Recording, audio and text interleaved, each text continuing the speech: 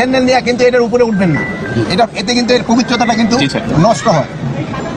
যেহেতু ধর্মীয় অনুষ্ঠান, ধর্মীয় সব রীতি নীতি মেনে আপনারা এখানে যার যার কাজ সে করবেন, এবং আমি আশা করব পূজাটা খুবই নির্বিঘ্ন হবে এবং উৎসব মুখর হবে।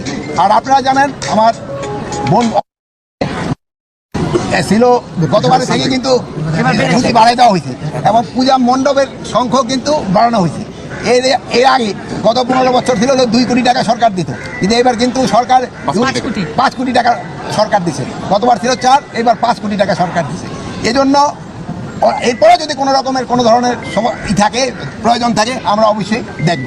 প্লাস আপনারা জানেন পূজা যেন নির্বিঘ্নভাবে হতে পারে, এই জন্য আমরা একটা কিন্তু নতুন অ্যাপও খুলেছি, কোথায় কি ঘটবে এটা সাথে সাথে যেন জানা যায়। আর আরেকটা জিনিস হলো, এবার এটার শান্তি শৃঙ্খলা রক্ষাতে আমরা কিন্তু পূজা কমিটিকেও কিন্তু আমরা অনুরোধ করেছি, তারাও যেটা এটা সবসময় অবজার্ভ করার জন্য তাদেরও কিন্তু 7 জন লোক থাকবে, আমাদের আনসার থাকবে, অন্যান্য আইন শৃঙ্খলা বাহিনীর লোক থাকবে, পুলিশ থাকবে, সাথে সাথে তাদেরও নিজস্ব লোক থাকবে। কোনো 24 ঘন্টা এটা পুরো অবজারভেশনের ভিতরে থাকবে। মানে এটা অবজারভেশন কিন্তু শুরু হয়ে গেছে, মানে পরিচালনা পর্ষদ দিয়া কিছুদিনের ভিতরেই কিন্তু আইন শৃঙ্খলার বাহিনীও লোক চলে আসবে। কিন্তু আপনাদেরকে আমি আমার সবচেয়ে বেশি অনুরোধ হলো, এটা পবিত্রতাটা আপনারা রক্ষা করবেন এবং সব ভালোভাবে যেন সবাই এটা উদযাপন করতে পারে, এটা দিয়ে খেয়াল করবেন। এটা কিন্তু শুধু হিন্দু ধর্মের লোকে আসে না, সব ধর্মের লোকে কিন্তু এটা দেখার জন্য আসে। এই জন্য সবাই যেন ভালোভাবে দেখতে পারে, এটারও তারা ব্যবস্থা করবেন।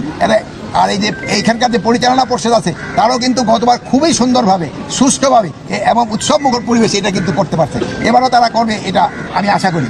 আর এখানে আইন শৃঙ্খলা পরিস্থিতি ভালো থাকবে, এখানে কোনো রকমের কোনো অসুবিধা হবে না। স্যার আমাকে একটু অনুমতি দিয়েছে, আপনাদের সাংবাদিক ভাই বোনদের যারা উপস্থিত হয়েছেন সবাইকে স্যারের পক্ষ থেকে এবং রমনা কালী মন্দিরের পক্ষ থেকে আপনাদেরকে শারদীয় শুভেচ্ছা। আপনাদের কাছে বিনীত অনুরোধ, আমরা বিভিন্ন সময় দেখেছি, একটু উদাহরণ দেই, 5 তারিখের পরে আমরা খবর পেয়েছি পঞ্চগড় থেকে হাজার হাজার হিন্দু ভারত চলে যাচ্ছে, সেটা কিন্তু ফেক নিউজ ছিল, মিথ্যা নিউজ ছিল। আমরা এবং আমাদের চেয়ারম্যান এবং আমাদের অপর্ণাদি এবং মিল্টন সহ আমরা কিন্তু সেই স্থানে গিয়েছি, তথ্য কিন্তু মিথ্যা। ভাইরাল হয়েছে পঞ্চগড়ে দেবশ্বরী মন্দির ভেঙে চুরমার করে ফেলেছে, গিয়ে দেখেছি কোনো কিছুই হয় নাই। কান্তজি মন্দির দিনাজপুরে যে কান্তজির মন্দিরও ভেঙে ফেলা হয়েছে, আমরা সরেজমিনে গিয়ে দেখেছি সেটা হয় নাই। আপনাদের মানে আমাদের এই রমনা কালী মন্দির এবং বাংলাদেশ হিন্দু বৌদ্ধ খ্রিস্টান কল্যাণ ফ্রন্টের পক্ষ থেকে এবং স্যারের পক্ষ থেকে মাননীয় উপদেষ্টা তার পক্ষ থেকে বলছি বিনীতভাবে, আপনারা কোনো নিউজ সঠিকতা বিচার না করে আপনারা সেই নিউজটা করবেন না।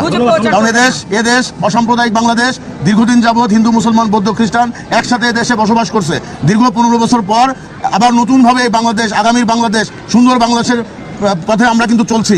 এই জায়গায় যাতে আমরা বিভ্রান্ত না হয়, সেই কারণে সবাইকে আমরা অনুরোধ করবো আপনাদেরকে এই জায়গায় আপনারা খেয়াল রাখবেন। কারণ এই রাষ্ট্রটা আমার, রাষ্ট্রটা আপনাদেরও। এই রাষ্ট্রের একজন সন্তান যদি খারাপ থাকে